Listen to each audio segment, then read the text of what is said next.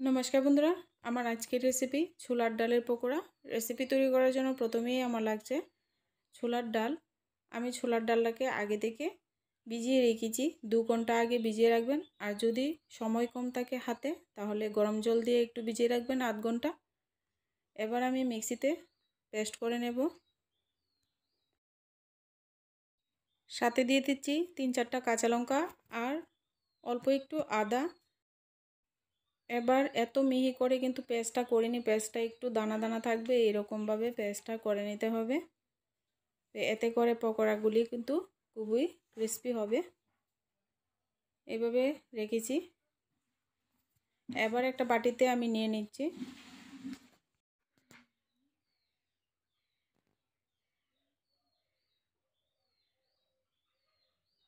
এবার এর মধ্যে আমি পেঁয়াজ কুচি আর ধনেপাতা কুচি দিয়ে দিচ্ছি ভাজা জিরা ধনে গুঁড়া আর পরিমাণ মতো হলুদ গুঁড়ো আর একটু গরম মশলা গুঁড়ো।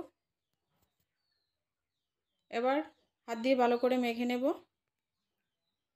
তো বন্ধুরা এখানে আমি লবণটা দিতে ভুলে গেছি, তো একটু পরিমাণ মতো লবণ দিয়ে দেবেন। এবার একটু ভালো করে মিশিয়ে নেব। আমার চ্যানেলে যারা নতুন ভিডিও দেখছেন প্লিজ চ্যানেলটিকে সাবস্ক্রাইব করে পাশে থাকা বেল আইকনটি বাজিয়ে দেবেন। আমার চ্যানেলের নতুন নতুন ভিডিও সবার প্রথমে আপনারা পেয়ে যাবেন। এবার এইভাবে আমি পকোড়াটা তৈরি করে নিয়েছি। আর পকোড়া খাওয়ার জন্য সাথে একটা চাটনি বানিয়ে নিচ্ছি, গ্রিন চাটনি। তার জন্য আমি মিক্সিং জারে একটু ডাল নিয়ে নিয়েছি আর অল্প ধনেপাতা, 3-4টা কাঁচা লঙ্কা, সাথে একটু আদা আর কিছুটা পুদিনা পাতা দিয়ে দিচ্ছি। আর সাথে একটু লেবুর রস দিয়ে দিয়েছি। লেবুর রস হাতের কাছে যে লেবুটা থাকে সেই লেবুর রস দিলেই হবে, আর নয়তো বা একটু তেঁতুল দিয়ে দেবেন। এবার আমি চাটনিটা রেডি করে নিয়েছি। এবার পকোড়াটা ভেজে নেব। পকোড়া ভাজার জন্য আমি এখানে সাদা তেল ব্যবহার করছি। সাদা তেল ব্যবহার করলে একটু পকোড়াটা খেতে ভালো লাগে। আপনাদের হাতের কাছে যদি সাদা তেল না থাকে সর্ষের তেল দিয়েও করলে চলবে, কোনো অসুবিধা হবে না। এবার সবগুলি পকোড়া ছোট ছোট করে আমি দিয়ে দিচ্ছি। চুলার আঁচটাকে প্রথমে হাইতে রেখে পরে লোতে করে দেবে। এবার আমি চুলার আঁচটাকে কিন্তু লোতে করে দিয়েছি।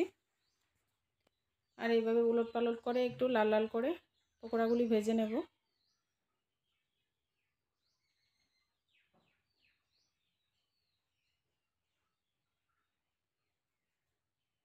পকোড়াটা আমি এইভাবে ভেজে নিয়েছি, এবার উঠিয়ে নিচ্ছি। তো এইভাবে সমস্ত পকোড়াটা আমি ভেজে নেব।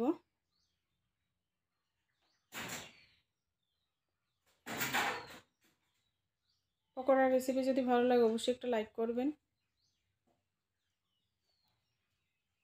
এবার সাথে পকোড়ার সাথে খাওয়ার জন্য আমি এখানে কিছু কাঁচা লঙ্কা ভেজে নিচ্ছি।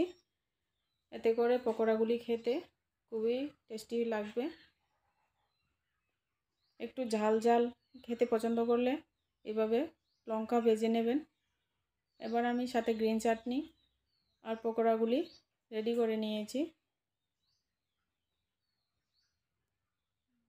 ভিডিও যদি ভালো লাগে অবশ্যই একটা লাইক করবেন, চ্যানেলটিকে সাবস্ক্রাইব করে পাশে থাকবেন, পাশে থাকা বেল আইকনটি বাজিয়ে দেবেন। আমার চ্যানেলের নিত্য নতুন ভিডিও আপনারা সবার প্রথমে পেয়ে যাবেন।